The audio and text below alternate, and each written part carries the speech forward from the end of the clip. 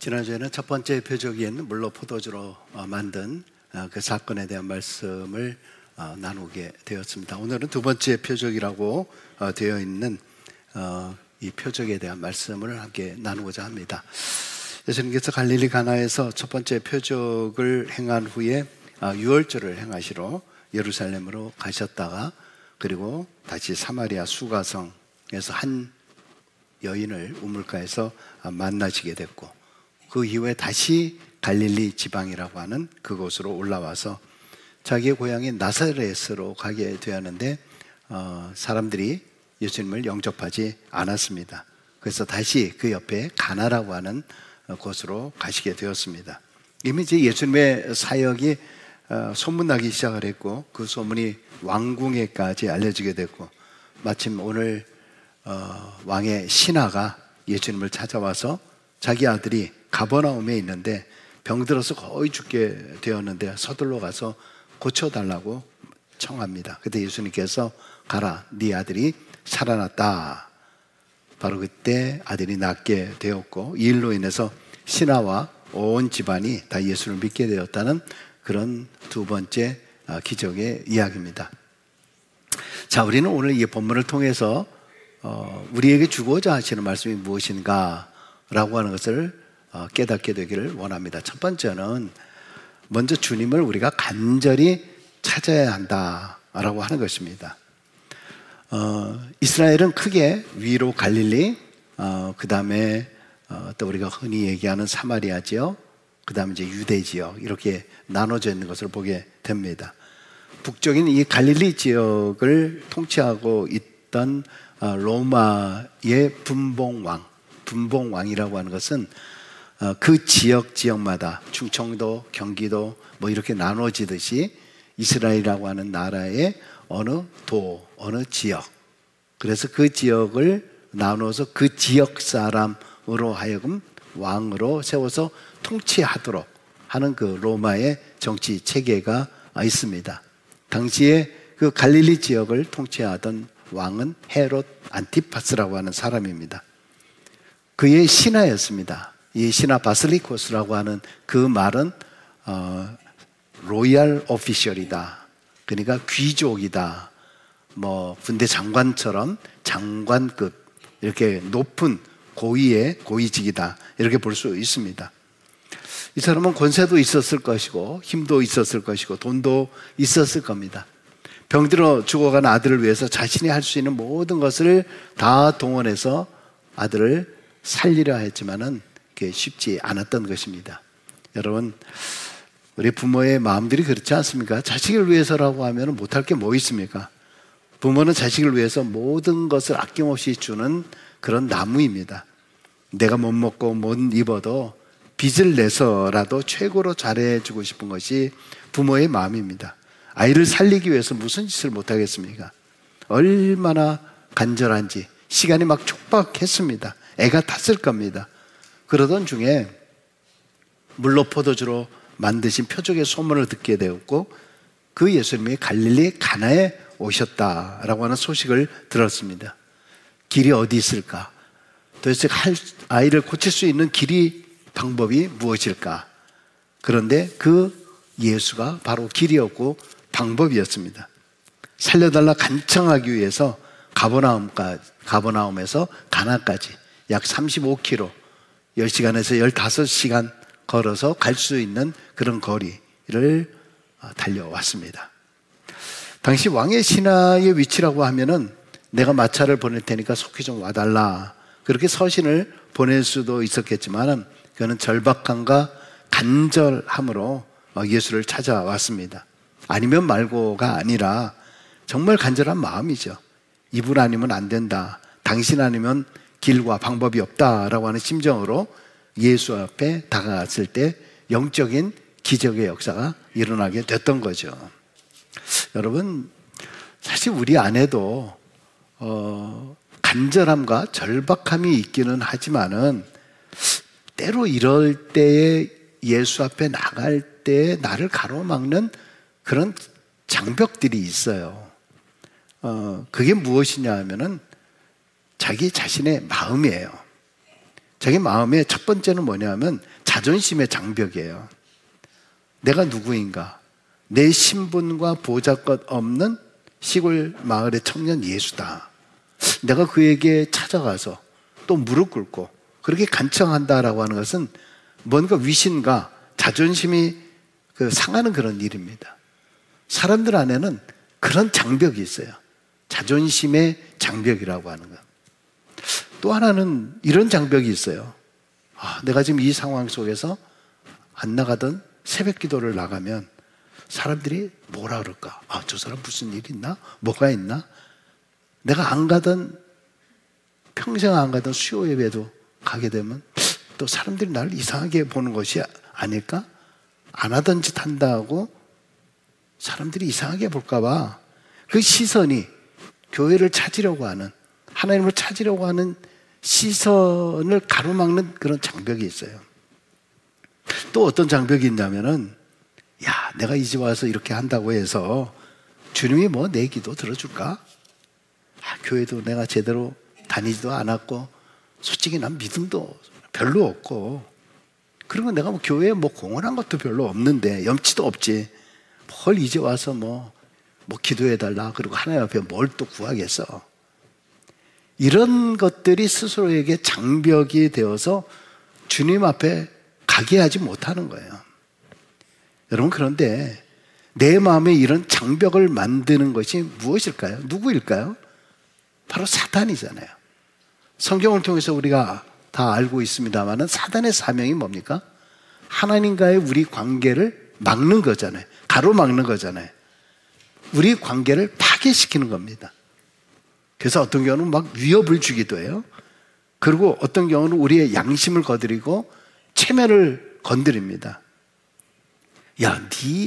너같이 믿음이 없는 놈이 염치도 없지 뭘 이제 와서 살려달라고 그렇게 기도하냐? 너 그런 모습이 너 뻔뻔하지 않냐? 네가 솔직히 뭐 예수에 대해서 뭘 알아? 그냥 교회만 다녔을 뿐이지 너 무슨 믿음이 있어? 네가 그동안에 교회를 위해서 한 게 뭐 있냐? 자꾸 자기 안에서 예수에게 다가가려고 하는 내 마음에 장벽을 만들어요. 그리고 포기하게 만듭니다. 여러분, 이 신하 보세요. 이 신하 큰 맘 먹고 예수께 간청을 드렸는데 예수님께서 뭐라고 그럽니까? 48절 세번역에 보면 너희는 표징이나 기이한 일들을 보지 않고서는 결코 믿으려고 하지 않는다. 이게 지금 무슨 말이냐 하면, 너 지금 기적 때문에 지금 나한테 달려온 거지? 너 급하니까 지금 나한테 달려온 거 아니야? 너 그런 거 없었으면 나한테 찾아오기나 했겠어? 지금 이런 말 아닙니까? 지금 왕의 신하라고 하는 자기 자존심을 다 내려놓고 왔는데, 아니 이 사람이 이렇게 얘기를 해? 기분 나쁘지 않으세요? 그런데 이 신하가 그 말에 대해서 물러서지 않잖아요. 49절에 이렇게 얘기합니다. 신하가 이르되 주여 내 아이가 죽기 전에 내려오소서.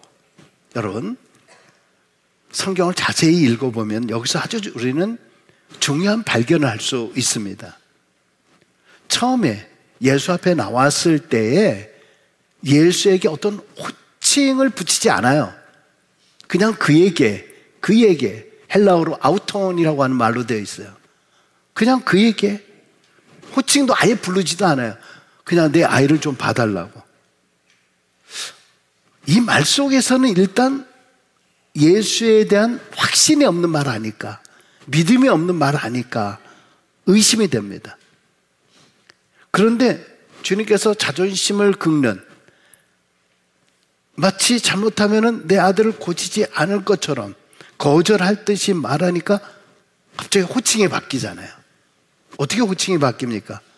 49절 신하가 이르되 주여 내 아이가 죽기 전에 내려오소서. 그냥 어떤 someone이라고 하는 그가 이 순간에 그의 입을 통해서 주여라고 하는 표현을 쓰는 거예요. 이 주여라고 하는 큐리에라고 하는 말은 이 신약 성경에 있어서 굉장히 중요한 주제가 되는 거예요. 여러분, 이 신하로서 그의 주는 누굽니까?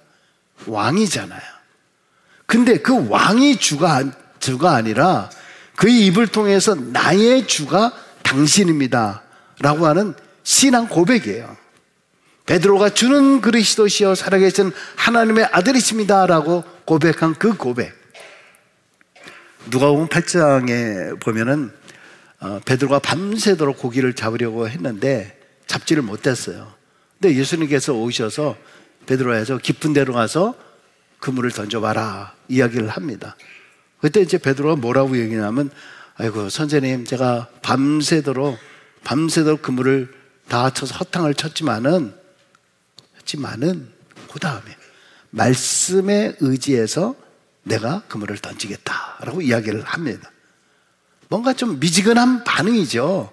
될 수 있을까 하는 떨떠름한 그런 그 반응이라고 볼 수 있지 않습니까? 근데 여러분 잘 아시는 대로 그물이 찢어질 정도로 고기가 잡혀왔어요. 그 다음에 베드로의 고백이 뭐였습니까? 주여, 나를 떠나소서, 나는 죄인이옵니다. 아까 선생님이요, 그냥 뭐 말씀에 의지해서 내가 던지겠습니다 라고 했던 선생님이라고 하는, 당신이라고 하는 그 표현이 주여라고 하는, 큐리에라고 하는 말, 이거는요 메시아임을 고백하는 단어예요. 할렐루야. 여러분, 마음의 장벽을 이겨내고 오직 한 가지 간절한 마음으로 주님을 찾으니까 진짜 주님을 만나게 됐고 주님의 놀라운 기적의 은혜가 임하게 되었던 것입니다. 여러분, 이걸 놓치지 말아야 돼요. 지금까지 못한 것 자꾸 바라보지 말고 이제부터라도 간절한 마음으로 열심히 주님을 찾을 때 놀라운 은혜가 임하게 될 줄로 믿습니다. 두 번째는요, 기대 이상의 응답을 주시는 우리 주님이십니다. 주님은 간절함으로 주님을 찾는 이 사람의 진정성을 보았어요. 주님도 진심으로 이 사람을 대하게 되었는데 그것은 바로 신하의 기대 이상이었습니다. 50절 한번 보겠습니다. 50절입니다. 예수께서 이르시되 가라, 내 아들이 살아있다 하시니 그 사람이 예수께서 하신 말씀을 믿고 가더니. 여러분, 지금 이 사건은요 갈릴리 가나에서 일어났다 그랬어요. 근데 지금 아들은 어디에 있어요? 가버나움이라고 하는 지역에 있습니다. 35km 정도 떨어진, 한 10시간에서 15시간 정도 떨어져 있는 거리에 있어요. 그런데 예수님은 그 가버나움이라고 하는 곳으로 가지도 않았어요. 그리고 지금 아버지에게 환자 상태가 어땠냐, 어떤 병이냐 물어보지도 않았어요. 보지도 않았습니다. 더구나 직접 만지거나 안수기도도 하지 않았어요. 그런데 그냥 살 것이다, Your son will alive, 너 아이가 살아있다라고 얘기하는 거예요. 여러분, 그 말에 이 신화가 할렐루야 할렐루야 그랬겠습니까? 이게 뭐지? 이게 뭐지? 아니, 함께 가서 좀 아들을 좀 보고 무슨 병인지 안수기도 좀 해주시고 어떤 뭐 액션이나 행동도 없이 살았다라고 하는 말을 어떻게 믿어요? 어떻게 알 수 있어요? 근데 이 신하는 거기에 대해서 어떤 이런 반구 질문도 없이 50절 하반절에 그 사람이 예수께서 하신 말씀을 뭐라고요? 믿고 갔더니. 여러분, 이 이야기의 결말은 53절에 나와 있는데 자기와 그 온 집안이 다 믿으니라 그랬습니다. 여러분, 여기서 원래 신하의 목적은 뭐예요? 아들을 고치겠다, 아들을 고치겠다. 나가 아니에요. 아들을 고치겠다. 근데 뭐예요? 아들을 고침을 받게 됐을 뿐만이 아니라 플러스 자기와 온 집안이 다 예수를 믿었다. 플러스 해주셨잖아요. 아들도 낳고 자기의 믿음과 온 집안이 예수를 믿게 되었다. 그저 절박하니까, 간절하니까 주님을 찾았는데 주님은 기대 이상으로 응답을 주신 거예요.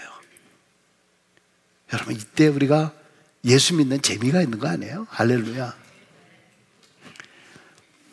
찬송가 305장에 보면 어메이징 그레이스, 여러분 잘 아시는 놀라운 은혜라고 하는 찬양, 이 작사자는 존 뉴턴이라고 하는 사람이에요. 악명 높은 노예 무역선 선장이었습니다. 노예를 잡아 파는 악한 일로 돈벌이 하던 사람이었습니다. 항해 도중에 큰 폭풍을 만나서 거의 죽을 위기였습니다. 무슨 할 수 있는 자기의 방법이 없었습니다. 그러자 하나님 앞에 엎드려 기도를 합니다.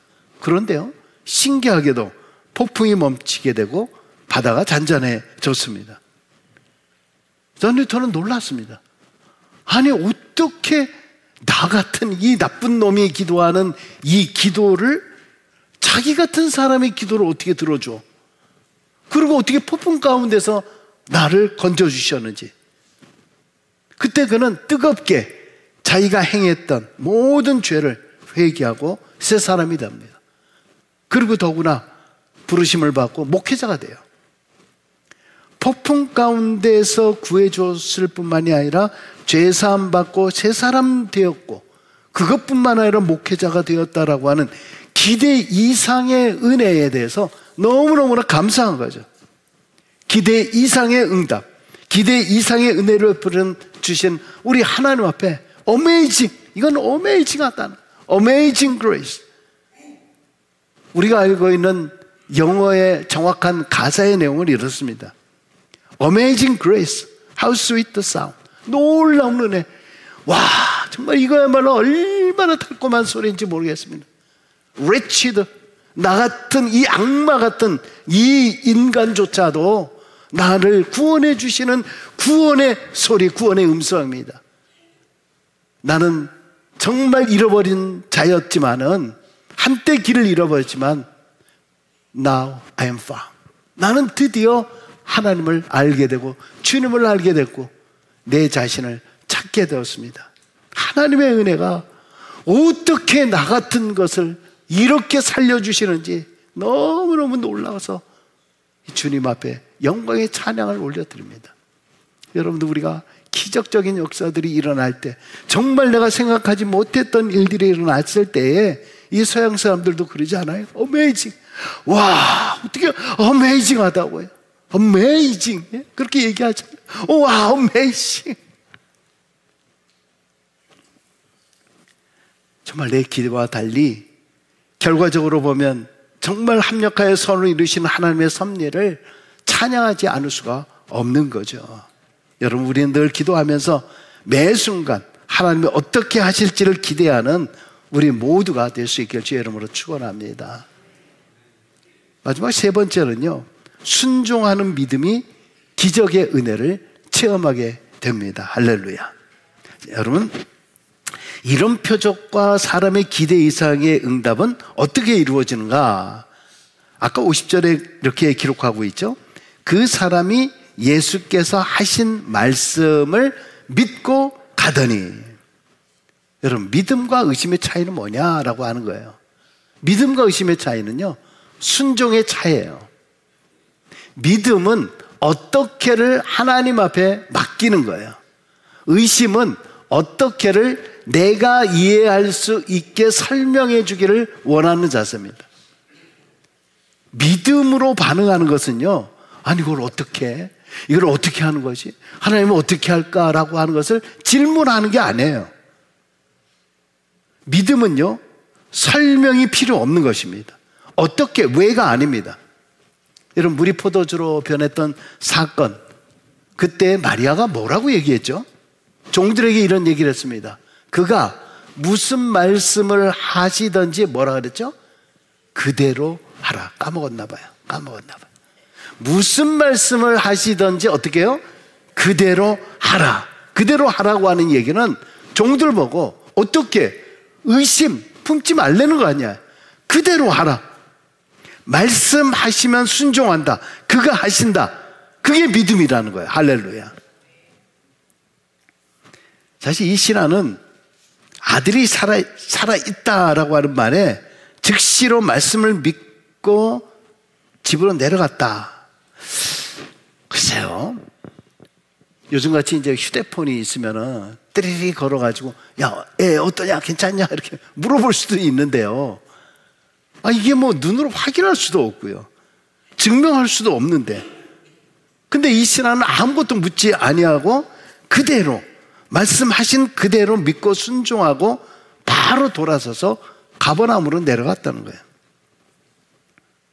여러분은 믿음의 등급을 어떻게 매기십니까?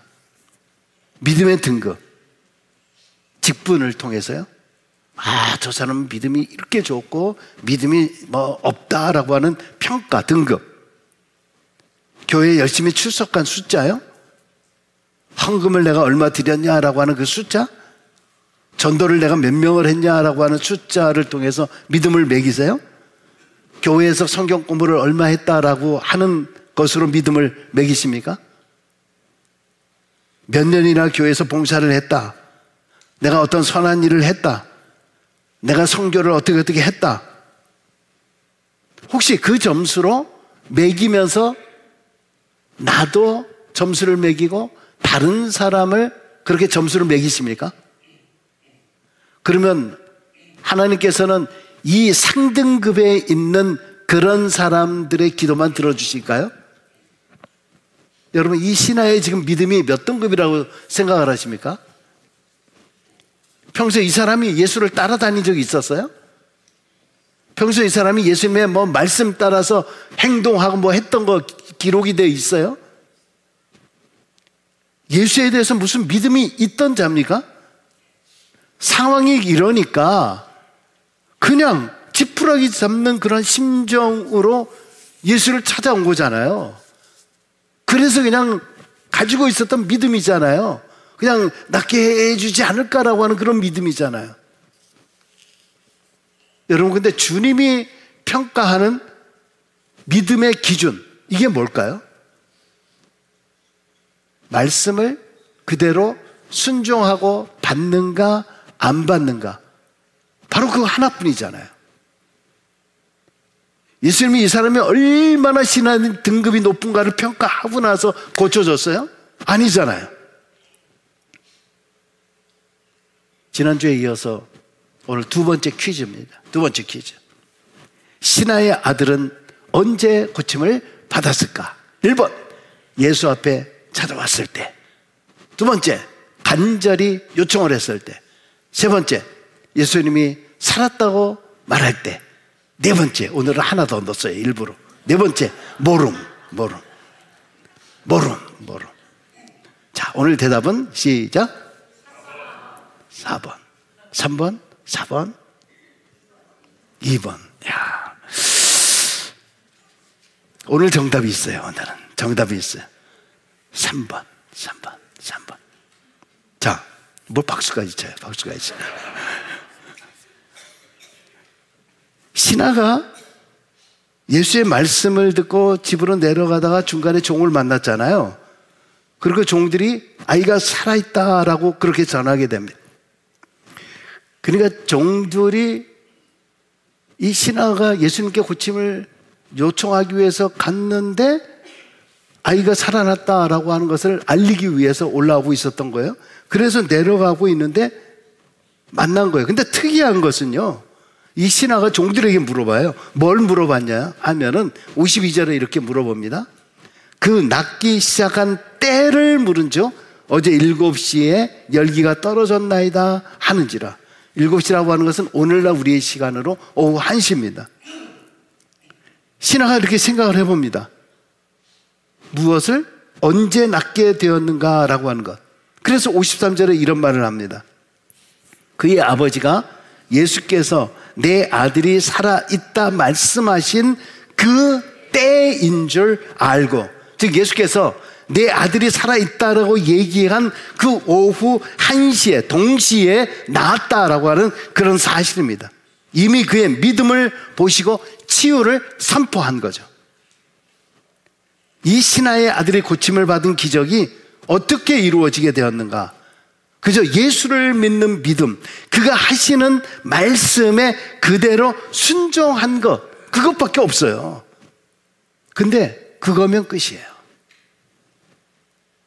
요한복음의 기적의 의미가 뭐라 그랬습니까?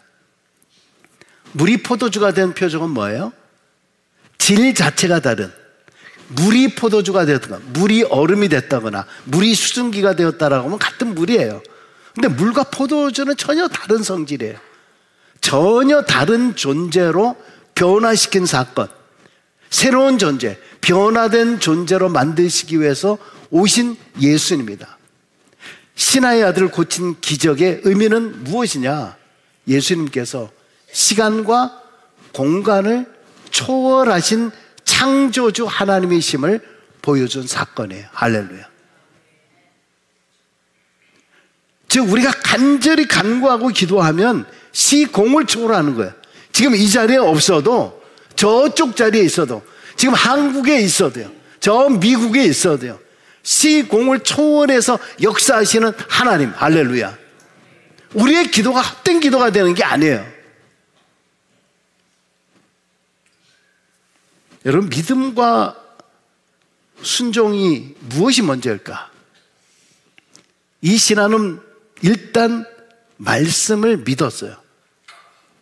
그리고 순종을 했어요. 그런데 순종했기 때문에 기적이 일어나고, 그리고 그 다음에 뭐라고 표현했냐면 그와 그 집안이 믿었다. 그러니까 앞에는 기적이 일어날 거다라고 하는 사실을 가지고 가진 그러한 믿음이었다라고 하면, 나중에 그와 온 집이 믿었다는 것은 내 안에 예수 그리스도가 누구이신가, 하나님의 아들이신 예수 그리스도, 그것을 내 안에 믿었다. 할렐루야. 믿음과 순종이라고 하는 것은 무엇이 먼저가 아니라 동시에 일어날 때 기적이 일어난다라는 것을 보여준 사건입니다. 여러분, 믿음은 자동차와 같은 거예요. 자동차를 샀는데 차고에 보관만 하고 계신 분 계신가요? 믿음이라고 하는 것은 그저 소유하고 간직만 하는 것이 아닙니다. 자동차를 샀으면 여기저기 또 이런 일 저런 일 하는 것처럼 우리가 수십 년 동안 믿음 생활을 해왔는데, 우리의 입을 통해서는 항상 나는 믿음이 없다, 나는 기도를 못한다, 나는 아무것도 모른다, 저는 그냥 집사가 아니라 잡사예요, 잡사. 여러분, 이 신하가 지금 믿음이 있었던 사람이에요? 기도도 잘했던 그런 사람입니까? 예수에 대해서 대단히 알고 있었던 그런 사람입니까? 근데 기적이 베풀어졌고 기적을 체험했어요. 여러분, 그렇다라고 하면 오늘 이 자리에 앉아 계시는 우리가 더 나은 거 아닙니까? 이 사람은 더 훨씬 나은 거 아니에요? 수십 년 교회 다니셨잖아요. 그렇다라고 하면 우리 가운데 알게 모르게 대단한 건 아니더라도 내 안에 그래도 믿음이라고 하는 거, 이 사람보다 더 낫지 않아요? 여러분, 그런데 여러분이 어려울 때, 힘들 때 왜 꺼내 써서 쓰지 않는 거예요? 지금 장벽이 있는 거잖아요. 마음에 장벽이 있는 거잖아요. 사단에게 지금 넘어가고 있는 거잖아요. 내가 기도 받아봐야, 내가 기도해봐야. 정말 그런가요? 그러니까 우리의 믿음 생활이 무기력한 거예요. 믿음 생활에 힘이 없는 거예요. 맨날 그 상태에 있는 거예요.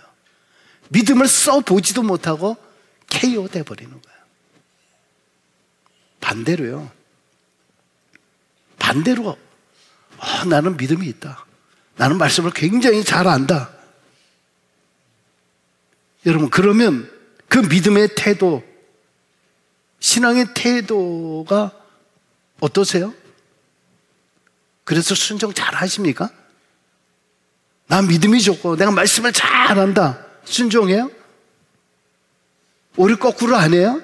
내 기분 좋은 대로 하지 않으세요? 기분 좋으면 신나게 하고 기분 나쁘면은 삐지고 다 던져버려요. 그게 믿음의 모습? 그 예전에 미국에서 오신 그 목사님들이요, 전 카나다보다도 미국이 목회하는데 더 많이 어려운 것 같아요.